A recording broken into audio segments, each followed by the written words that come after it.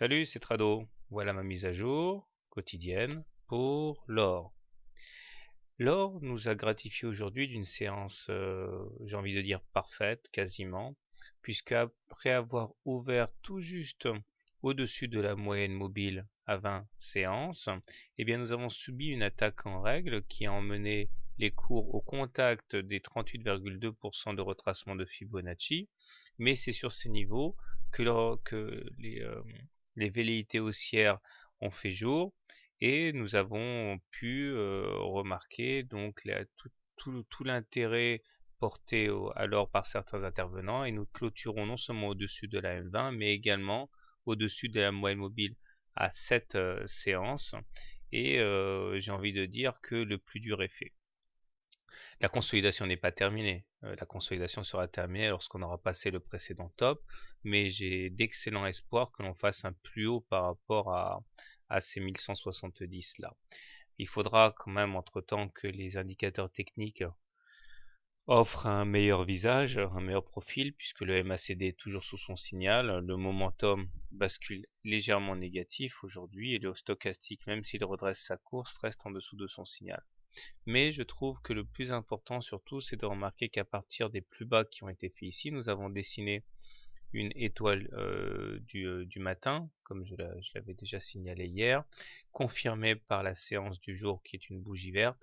Non, je pense que les haussiers ont marqué des points, et que des traders, s'ils doivent entrer maintenant, se mettront plus volontiers dans le sens de la hausse que dans le sens de la baisse. Alors, je terminerai en disant que la fourchette d'Andrews rose qui encadre les cours n'a pas vu sa médiane percuter pour l'instant.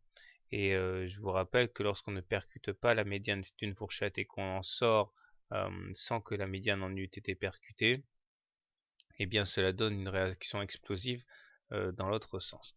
On verra, il n'est pas trop tard entre guillemets pour aller chercher la médiane. Bien, alors comment trader demain?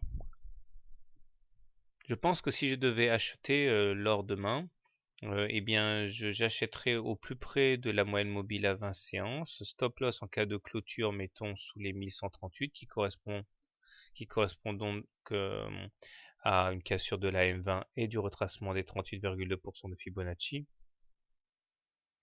Si je devais par contre, oui, l'objectif serait dans un premier temps de toucher le haut de la fourchette d'Andrews. Si par contre je devais shorter l'or, je pense que j'attendrais qu'on aille se frotter à la précédente résistance à 1162, parce qu'il n'y a pas grand chose entre les 1148 et 1160, et les haussiers risquent de s'enfoncer comme dans du beurre là, donc je ne shorterai pas avant d'avoir atteint ces résistances de référence. Voilà, bonne soirée et bon trade, à demain. Ah oui, bien sûr, vous l'avez compris, hein, je suis plutôt favorable aux impulsions haussières. Voilà, bonne soirée.